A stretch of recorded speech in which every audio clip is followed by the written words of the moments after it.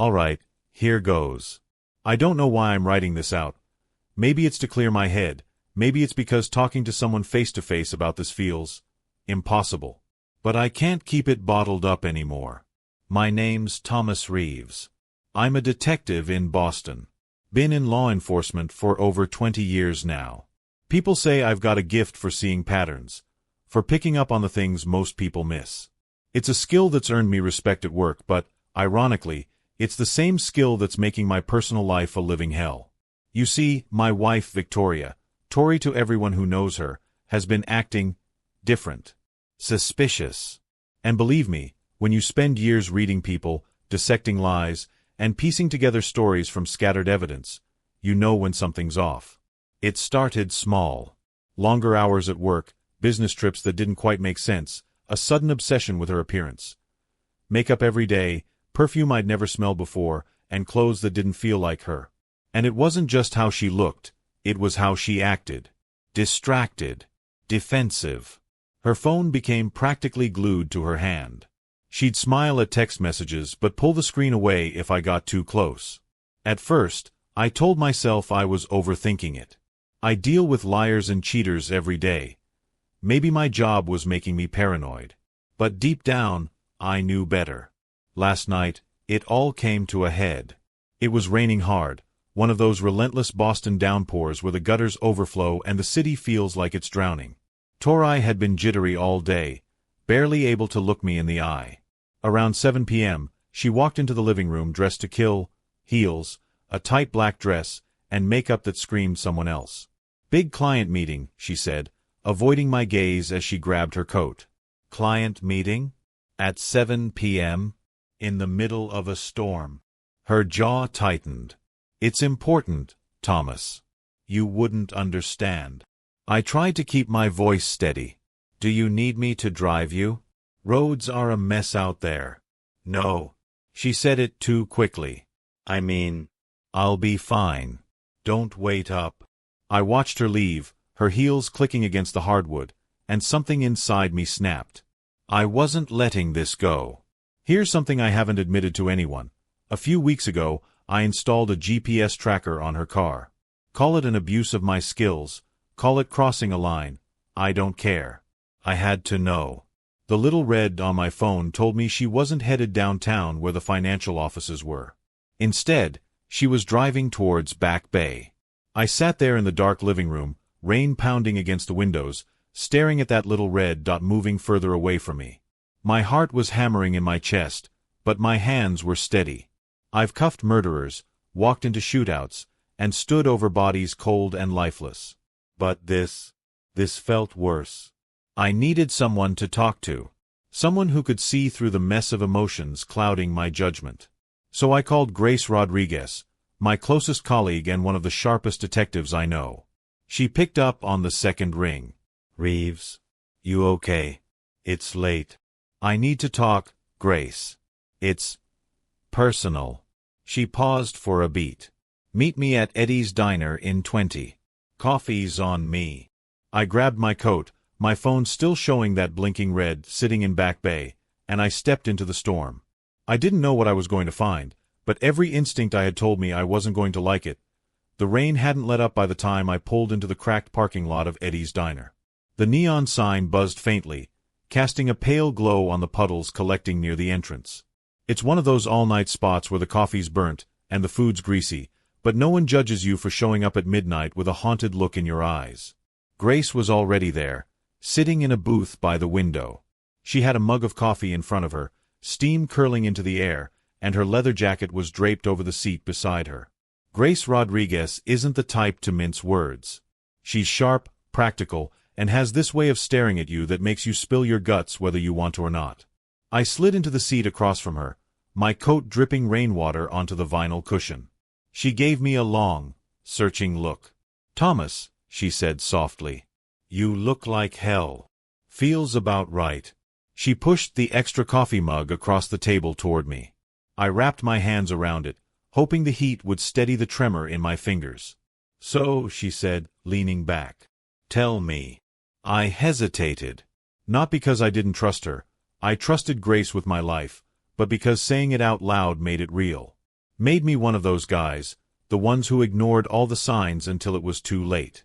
But I forced myself to start talking. It's Tori. She's acting different. Distant. All the usual signs: Grace, the late nights, the guarded phone, the sudden change in appearance. And tonight, I paused, shaking my head. Tonight, she said she had a client meeting downtown, but her GPS is showing she's in Back Bay. Grace's eyebrows lifted slightly. You tracked her car? Yeah. I know how it looks, but... No, she cut me off. You're a cop, Thomas. Your instincts are screaming at you. Don't apologize for listening to them. I nodded, grateful she didn't make me feel like some paranoid husband.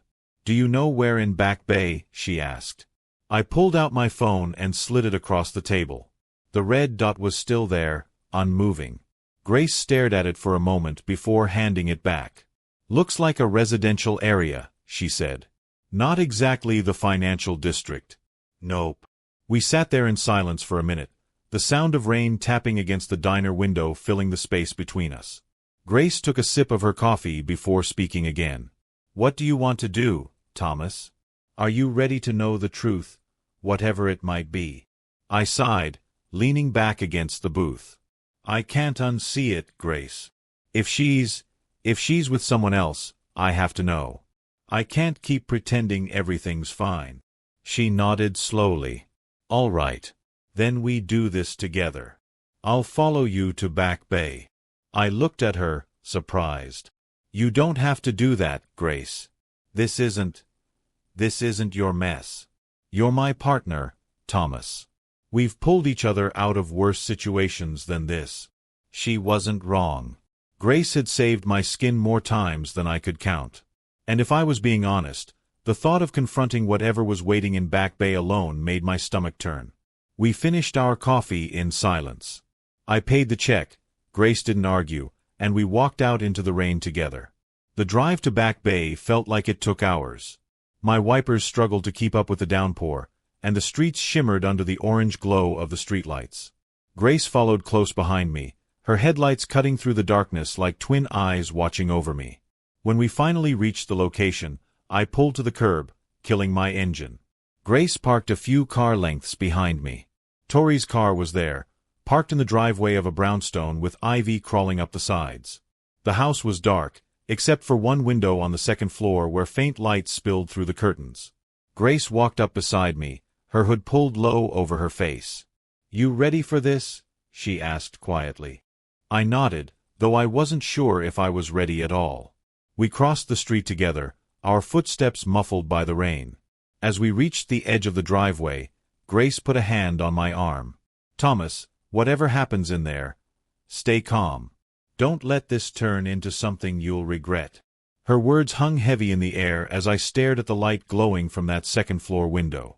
I took a deep breath, my heart hammering in my chest, and started walking toward the door, the rain soaked through my coat as I stood at the edge of the driveway, staring up at the dim light from the second-floor window. My gut twisted. Grace was a silent shadow beside me, her hand resting lightly on my arm. Thomas, she said softly, you sure you want to do this? I nodded, though my throat felt tight. I have to. We moved quietly up the steps. The house was silent except for the faint hum of rain against the gutters. My hand hovered over the doorbell, but I stopped myself. Instead, I stepped to the side window and peered through the crack in the curtains. Inside, the glow of a bedside lamp illuminated two figures, a man and a woman. The man was shirtless, his back turned to me. And the woman. It was Tori. Her hair was loose, her makeup smudged, and she was sitting on the edge of the bed, clutching a sheet around herself. My chest felt like it was caving in. Grace saw it too. She squeezed my shoulder. Thomas, we should go. But I couldn't move. I couldn't breathe. The man turned slightly, just enough for me to catch a glimpse of his face. It was someone I recognized. Someone from her office, a hotshot broker named David Caldwell. I stumbled back from the window, my breath coming in sharp gasps. Grace caught me before I could trip down the stairs. Hey, breathe, Thomas. Come on, let's go. I let her guide me back to the car, the rain washing over me like it could cleanse away what I'd just seen. We sat in silence for a long time, the only sound the steady drumming of rain on the roof. "She lied to me, Grace," I said, my voice breaking. "I know," she said softly. I stared straight ahead, my hands gripping the wheel so tightly my knuckles turned white. This isn't over. The drive home was a blur. Grace followed me back to my place, but I barely noticed her headlights in the rear-view mirror. My mind was stuck on that image. Tori on the edge of that bed, David Caldwell standing there, both of them wrapped in guilt and sheets. When I pulled into the driveway, Grace parked behind me and got out of her car. She hesitated for a moment before speaking. "Thomas, don't do anything stupid tonight. Please." I gripped the car door, rainwater dripping from my chin. "I won't. I need to think." She nodded reluctantly, her face etched with concern. "Call me if you need me." I didn't answer, just turned and walked inside. The house was too quiet, too still. Tori's perfume still lingered faintly in the air, mixed with the scent of rain-soaked leather from my coat. I collapsed onto the couch, elbows on my knees, head in my hands. My chest felt heavy, like someone had tied bricks to my ribs. After what felt like hours, I grabbed my phone and scrolled through our old messages. Her last text stared back at me. "Late meeting tonight. Don't wait up. Love you. Love you." The words felt like glass in my throat. At some point, I must have dozed off because the sound of keys in the front door jolted me awake. The clock on the wall read 2:47 a.m. The door creaked open, and there she was, Victoria. Her hair was damp, makeup smudged, and her heels were dangling from one hand. She froze when she saw me sitting there in the dark. "Oh, Thomas, you're still awake." I stood slowly, my eyes locked on hers. "How was your meeting, Tori?" Her lips parted slightly, and her gaze darted away. "It ran late. The client had a lot of questions. Back Bay has nice hotels, huh? Lots of privacy." Her head snapped up, eyes wide. "What are you talking about?" I stepped closer, my voice low and sharp. "I know where you were, Tori. I saw you." Her face crumbled, and she looked away again, clutching her heels tighter. "Thomas, I can explain." "Don't," I cut her off. "Don't insult me with another lie." The silence between us stretched, heavy and suffocating. Finally, she whispered, "I'm sorry." But the word felt hollow. Too little, too late. I nodded once, my throat tight. "Go to bed, Tori." "I can't. I can't look at you right now." She hesitated for a moment, like she wanted to say something else, but then she turned and walked upstairs, her bare feet silent on the steps. I stayed there in the dark, staring at the spot where she had been standing. The woman I had built a life with had become a stranger. I didn't sleep. Couldn't. I sat in the living room, staring at nothing, my thoughts cycling through every moment leading up to last night. The lies. The excuses. The distance. When the sun started creeping through the curtains, I felt raw, like every nerve was exposed to the cold morning air. Upstairs, I heard Tori moving around. The soft creak of the floorboards, the sound of the shower running. She was getting ready for another day like nothing had happened. At 7:15, she came downstairs, her hair tied back neatly, dressed in one of her sharp business outfits. She froze when she saw me still sitting there, unshaven and hollow-eyed. "Morning," she said softly, clutching her purse. I didn't respond. I just looked at her, letting the silence hang. She cleared her throat, glancing away. I have an early showing. We'll talk later, okay?" "Another client meeting?" I said flatly. Her eyes flicked back to me, guilt flashing across her face. "Thomas, please, not now." I stood up slowly, stepping closer until we were only a foot apart. "No, Tori. Not later. Not after work. Not someday.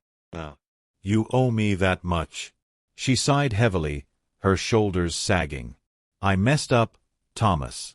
I know I did. But it's... Don't say it's not what it looks like. Don't lie to me again." She closed her eyes briefly, then looked back at me, her voice trembling. It's over. Whatever was happening with David, it's done. My chest tightened. Why, Tori? Why him? Why anyone? She shook her head, tears welling in her eyes. I don't know. I can't explain it. I was lonely, I guess. You're always so focused on your cases, on the job. I felt invisible, Thomas. I let out a sharp breath, disbelief washing over me. Invisible? Are you kidding me, Tori? I've spent our entire marriage trying to support you, to love you. And you repay me with this. Her lip quivered, but she stayed silent. I stepped back, running a hand through my hair. You should go.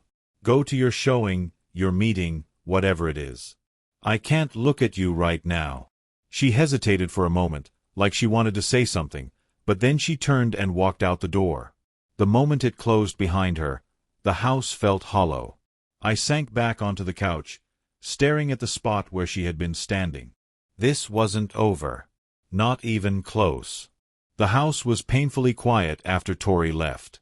The only sound was the faint ticking of the clock on the wall. I sat there for a long time, staring at nothing, before something snapped inside me. I needed answers. Real ones. My training kicked in. I'd done this 1,000 times for cases, piecing together timelines, connecting the dots, following trails. Only this time, the suspect was my wife. I started with her home office. Tori's real estate files were stacked neatly on her desk, her planner open to this week's schedule. Showings, meetings, networking events. It was all there, written in her perfect cursive handwriting. But one entry stood out. Meeting, David. 7 p.m. Location TBD. TBD. That's a classic cheater's move. No details, nothing that could leave a trail. I turned to her laptop. She always left it open, trusting I wouldn't snoop. But today was different. I opened her email. At first glance, it was all business. Clients, listings, contracts. But then I spotted an email chain labeled Dinner Plans. The sender, David Caldwell. I clicked it open. The messages were vague but clear enough. Same place as last time. I'll book the room. Can't wait to see you again. Last night was unforgettable. My stomach clenched as I scrolled further. Pictures. Attachments. Him, smiling at her in a bar. Another of her leaning close to him, her hand resting on his chest. I slammed the laptop shut, my pulse pounding in my ears. Every instinct I had was screaming at me to confront her again, to demand the truth, but I stopped myself. No. I needed more. If I was going to confront her, and David, I needed to be absolutely certain there was no way for them to weasel out of it. I grabbed my phone and dialed Grace. She picked up after 2 rings. Thomas. I need your help, I said, my voice tight. I found emails. Pictures. This thing with David. It's worse than I thought. She sighed on the other end. You want me to run a background check on him? No.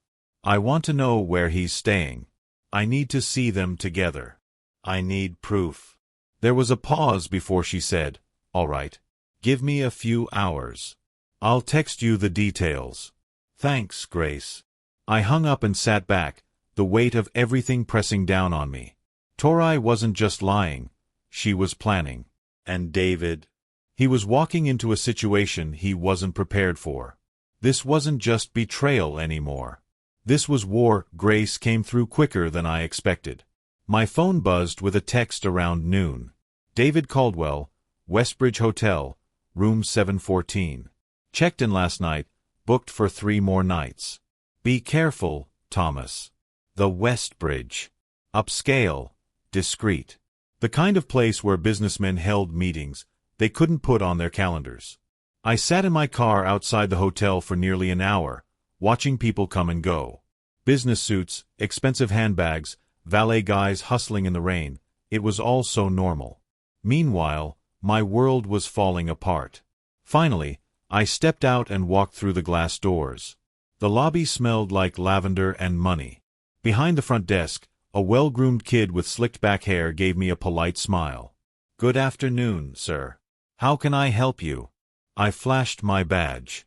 "Detective Reeves, BPD.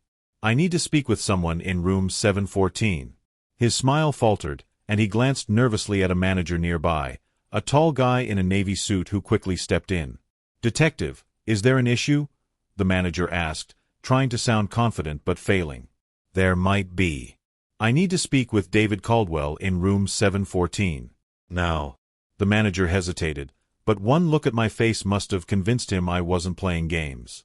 He nodded slowly. "Follow me." The elevator ride felt endless.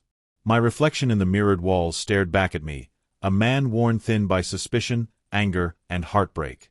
When we reached the 7th floor, the manager stopped in front of room 714. He gave a quiet knock. "Mr. Caldwell?" "Hotel management." There was movement inside, footsteps, the faint sound of voices, and then silence. The door creaked open an inch, and David Caldwell's smug face appeared. His hair was messy, his shirt unbuttoned halfway. "Yes," he said, clearly irritated. I pushed the door open further with one hand and stepped inside without waiting for an invitation. The manager backed away, disappearing down the hall. David stumbled back, caught off guard. "What the hell?" And then I saw her. Tori. Standing by the window, wrapped in a hotel robe, clutching it closed at her chest. Her face went pale when she saw me. "Thomas," she whispered. I looked between the two of them, the air thick with silence.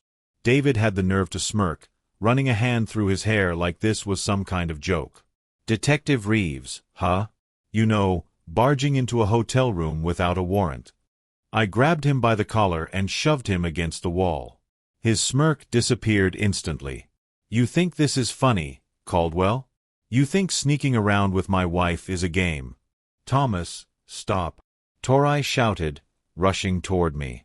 I let him go, stepping back as he adjusted his shirt, trying to regain whatever ounce of confidence he had left. "Tori," I said, my voice cracking, "how could you do this?" She didn't answer. Her eyes were filled with tears, but she stayed silent. David cleared his throat, still trying to act like he had some upper hand. "Look, Reeves. This isn't what you think." "Shut up," I said, my voice sharp enough to cut glass. I turned back to Tori. "Was it worth it? Throwing away everything we built? Everything we've been through?" Her lower lip trembled. I don't know, Thomas. I don't know what I was thinking." I stared at her for a long moment before shaking my head slowly. "You thought I wouldn't find out. That's what you were thinking." Without another word, I turned and walked out of the room, leaving both of them standing there in stunned silence. The elevator ride down felt even longer. My chest was tight, and my vision was blurry. As I stepped back out into the rain, I realized something. Whatever came next, our marriage was over. The rain had turned into a light drizzle by the time I made it back to my car, but it felt like the storm was still raging inside me. I sat behind the wheel, gripping it so hard my knuckles went white. My phone buzzed. It was Grace. I ignored it. I couldn't think. I couldn't move. I just sat there staring at the droplets running down the windshield, feeling every ounce of betrayal, humiliation, and anger course through me. Eventually, my phone buzzed again. This time, I answered. "Thomas." Grace's voice was soft but firm. "I confronted them," I said flatly. Silence. "Are you okay?" "No. I'm not okay, Grace." I walked into their little hideaway. She was standing there in a robe, and he was just smirking, like this was some kind of joke. Grace let out a slow breath. "Come back to the station. Let's talk." "No. I can't sit under those fluorescent lights pretending to file reports while this is eating me alive." "Then come to my place," she said. "You shouldn't be alone right now." I wanted to argue, but the truth was, I couldn't face the empty house. Not yet. Grace lived in a modest apartment not far from downtown. When I knocked on her door, she opened it almost immediately. She had swapped her leather jacket for an oversized hoodie, her dark hair pulled into a loose bun. "Come in," she said, stepping aside. The smell of coffee and faint vanilla hung in the air. I sat on her worn-out couch while she disappeared into the kitchen and came back with 2 mugs. She handed one to me and sat down across from me in an armchair. Neither of us said anything for a while. She let me sit there, stewing in my thoughts, until I finally spoke. "I keep running through it in my head, Grace. Every little sign I missed. Every time she said she was working late, every time she avoided eye contact when I asked her a question. How the hell did I not see this coming?" Grace leaned forward, elbows on her knees, mug cradled in her hands. "Thomas, you're not an idiot. People like Tori, they know how to hide things. They know the right things to say, the right way to act. You didn't miss it because you're blind. You missed it because you trusted her. That's not on you." I nodded slowly, staring down at the swirling coffee in my mug. "Do you think she ever loved me?" I asked, my voice barely above a whisper. Grace's face softened. "I think she did. Maybe she still does, in her own messed-up way. But love doesn't always stop people from making selfish, destructive choices." I felt my chest tighten again, and I set the mug down on her coffee table before I crushed it in my hand. She said she felt invisible. Like I wasn't paying attention to her. But I was there, Grace. I was always there. I came home every night. I checked in. I supported her career, her ambitions. I gave her everything I had. "I know," she said softly. We sat in silence again, the hum of her old refrigerator filling the gaps between our words. "Do you think it's worth trying to fix?" I asked finally. Grace hesitated before answering. "That's not a question I can answer for you, Thomas. But you saw them together. You've seen the emails, the texts. Can you ever trust her again? Because without trust, there's nothing left." Her words hit me hard, because deep down, I already knew the answer. "No," I said, my voice breaking slightly. "I can't trust her again." Grace nodded, like she already knew what I was going to say. When I finally went home that night, the house was dark. Tori wasn't back yet. Good. I grabbed a duffel bag from the hall closet and started packing. A few days' worth of clothes, my toiletries, my badge, my gun.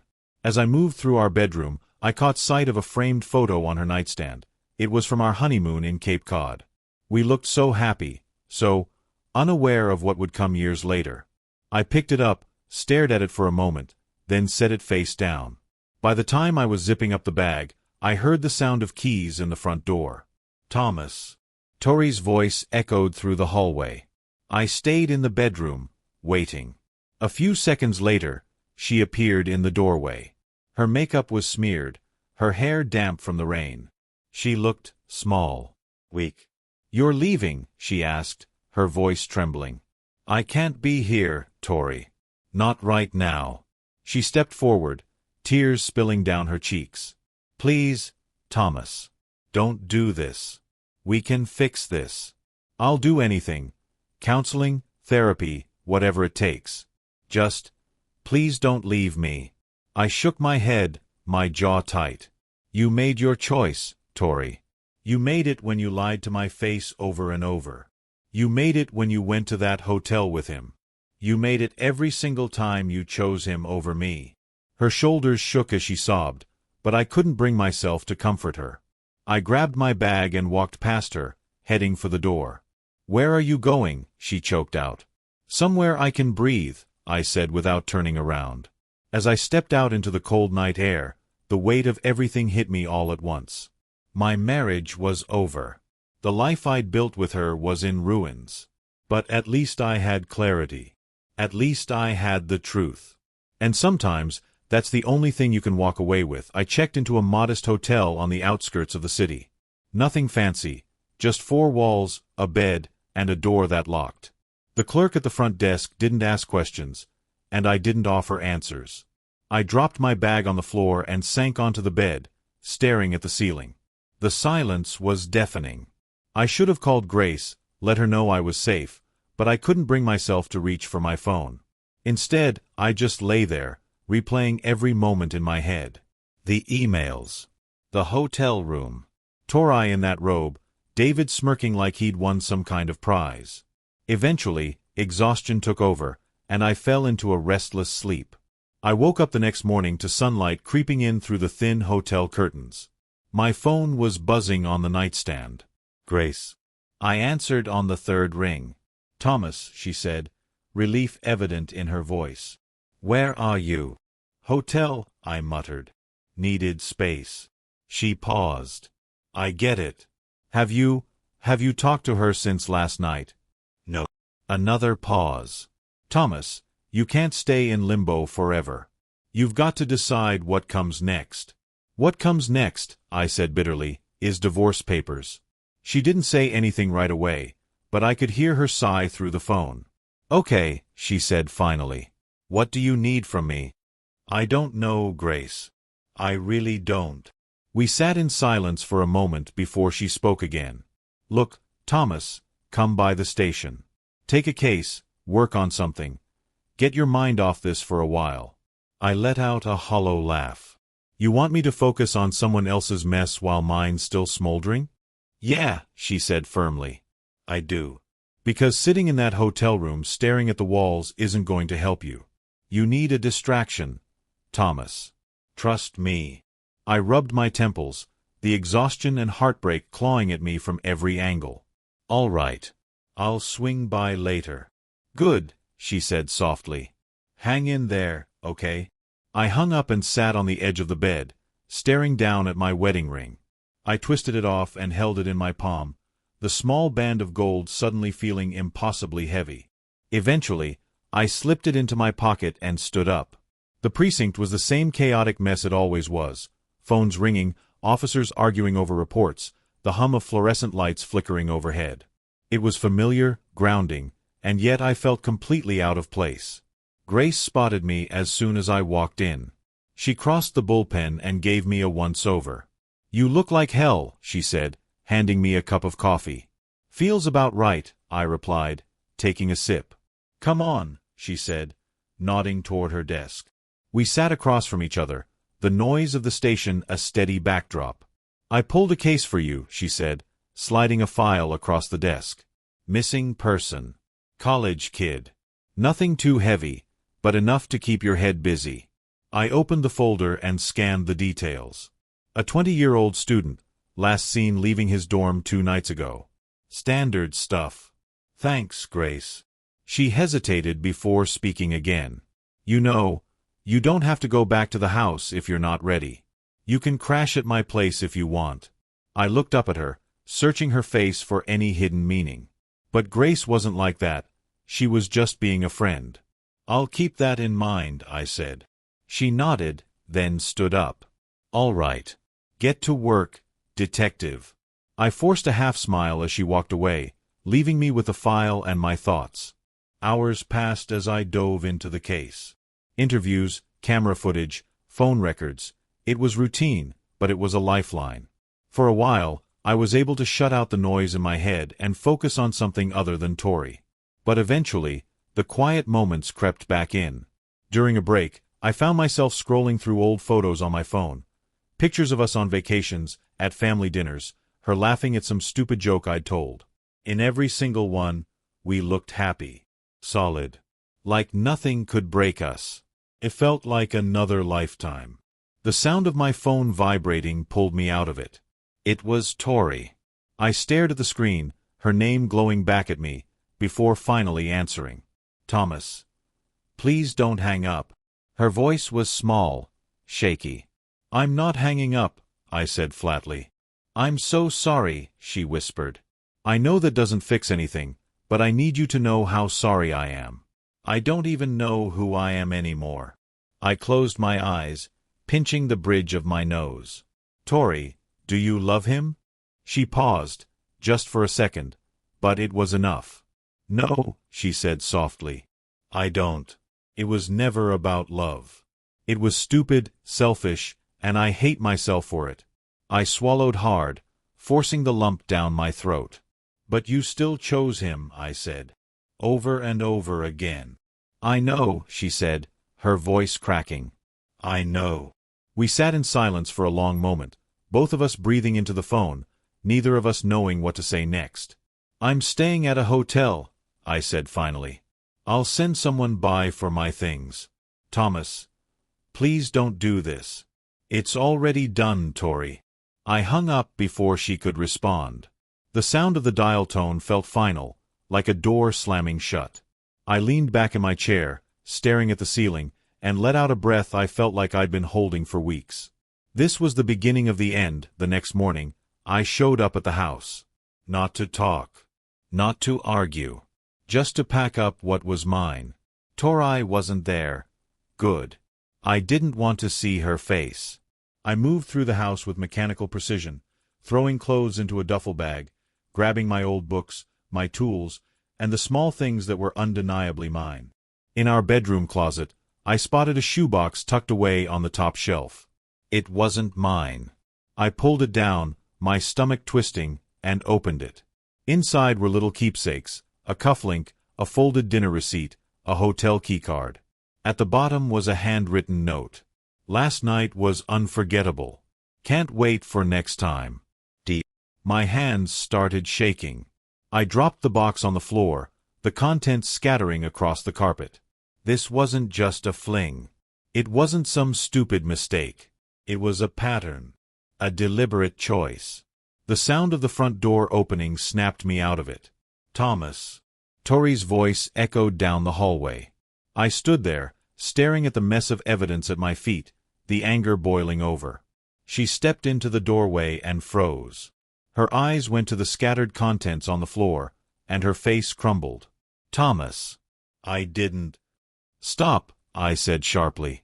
My voice was low, steady, but filled with something that made her flinch. "Don't say another word." She opened her mouth but thought better of it. I grabbed my bag, stepped over the mess, and walked past her without looking back. The door slammed behind me, the sound final. The drive back to the hotel was a blur. The shoebox, the note, her face when she saw me standing there, it all played on a loop in my head. By the time I parked, my hands were shaking against the steering wheel. I needed to do something. Something final. I grabbed my phone and scrolled through my contacts until I found the number. Richard Callahan, divorce attorney. I'd known Richard for years. Worked with him on a few messy cases where the marriage fallout turned into full-scale warfare. He was sharp, relentless, and exactly the kind of guy I needed right now. The phone rang twice before he picked up. "Thomas. It's been a while." "Rich, I need your help. I want to file." There was a pause on the other end. "You sure about this?" "I'm sure." "All right. Come by my office tomorrow morning. We'll start the paperwork." I hung up and leaned back in the seat, staring up at the gray sky through the windshield. This was it. The point of no return. Back in my hotel room, I poured myself a glass of whiskey from a tiny overpriced bottle in the minibar and sat by the window. My phone buzzed. A text from Grace. "Grace, you okay?" I hesitated before typing back. "Me, I'm filing." Her reply came almost instantly. "Grace, I'm sorry, Thomas. Really sorry." I didn't respond. There wasn't much else to say. I sat there for hours, the glass growing warm in my hand, the city lights flickering in the distance. Eventually, I pulled out my wedding ring from my pocket and set it on the table in front of me. It caught the light, spinning slightly before coming to a stop. I stared at it for a long time before whispering to no one. "Goodbye, Tori." The next morning, I barely touched my coffee as I sat across from Richard Callahan in his polished downtown office. The man had a permanent scowl etched into his sharp face, but today there was a faint softness in his expression. "Thomas," he said, flipping open his leather-bound notebook. "You know how this goes. This isn't just about splitting furniture and bank accounts. It's about protecting yourself. Are you ready for this?" I nodded stiffly. "Yeah, I'm ready." He sighed, clicking his pen. "All right. First thing, do you want to meet with her? Mediation. Or do we go full scorched earth and let the lawyers handle everything?" I hesitated, my gut churning at the thought of sitting across from Tori in some sterile meeting room. But something in me, maybe pride, maybe closure, said I needed one final conversation with her. "I'll talk to her," I said quietly. "But it won't change anything." "Understood." He scribbled something down. "I'll set it up. Keep your head on straight, Thomas. Don't let her manipulate you." That evening, I sent Tori a message. "We need to talk. Tomorrow. Neutral ground. Eddie's Diner. Noon." She replied almost instantly. "Okay." The next day, I walked into Eddie's Diner and felt the weight of every step. Tori was already there, sitting in a corner booth. She looked tired, eyes red-rimmed, hair pulled into a messy bun. For a moment, she almost looked like the woman I married, back when things were simple. But that moment passed. I slid into the seat across from her. Neither of us spoke for a while. She finally broke the silence. "Thomas, I'm so sorry."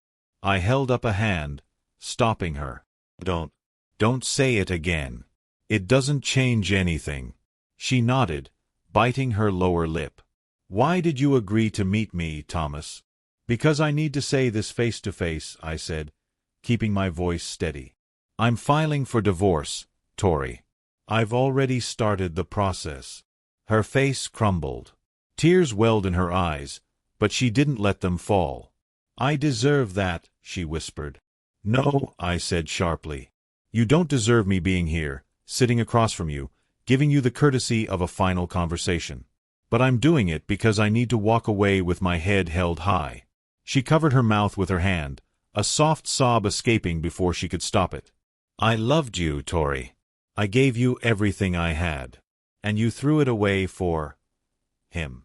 For a guy who smirks in my face while wearing my wife like some kind of trophy." She flinched like I'd slapped her. I leaned forward, my voice low but firm. "You don't get to come back from this. There's no fixing it. No counseling, no therapy, no second chances." She nodded slowly, her shoulders shaking. "I hope you figure out whatever it is you're looking for, Tori. But you won't find it with me." She finally broke down, covering her face with her hands as silent sobs shook her shoulders. I slid a small envelope across the table. "You'll hear from my lawyer soon. Don't drag this out, Tori. Let's end it clean." Then I stood up, leaving her sitting there in that booth, broken and alone. As I stepped outside into the cold afternoon air, I felt lighter. The weight of betrayal, anger, and heartbreak wasn't gone, but it was manageable now. This chapter of my life was closing. And for the first time in weeks, I felt like I could breathe. The days after our final conversation were quiet. Almost too quiet. The kind of silence that wraps around you and makes every creak of the floorboards sound like an explosion. I moved out of the hotel and into a small one-bedroom apartment downtown.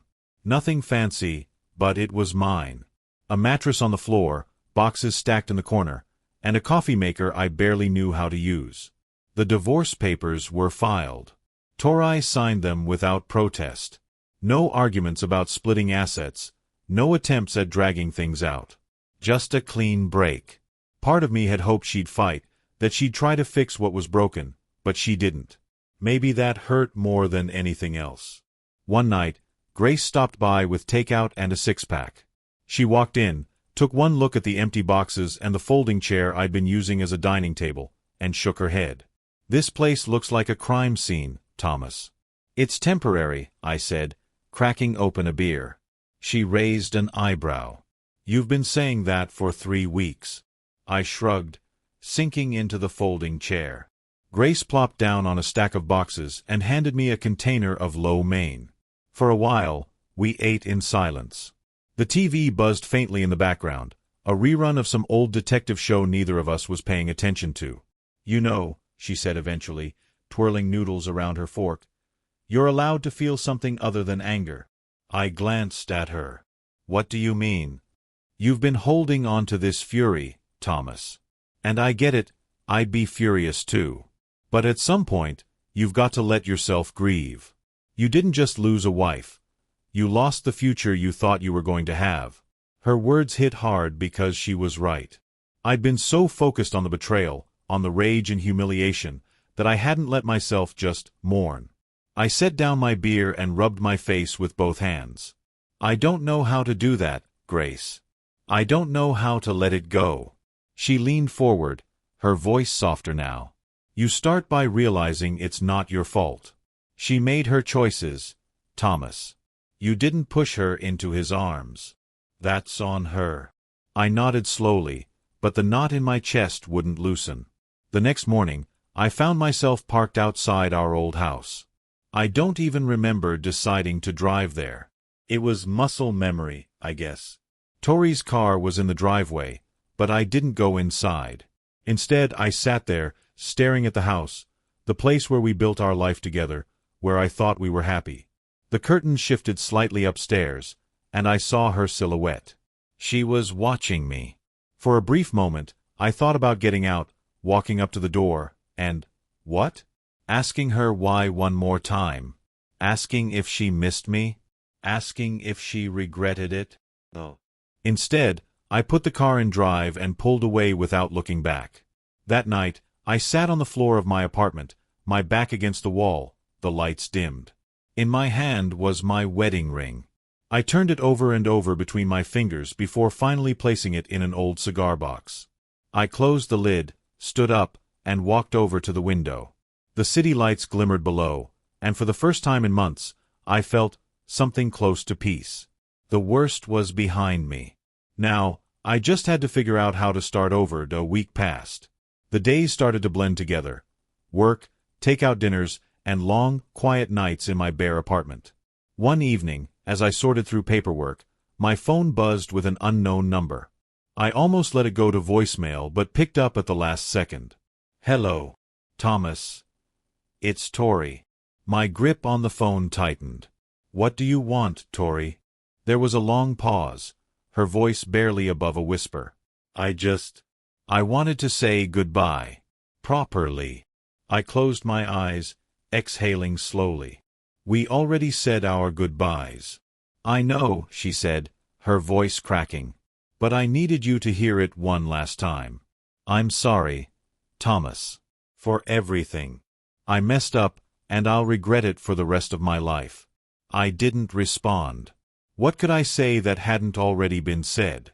After a few seconds of silence, she added, I hope you find someone who deserves you. The call ended. I set the phone down and leaned back in my chair, staring at the ceiling. There was no anger this time.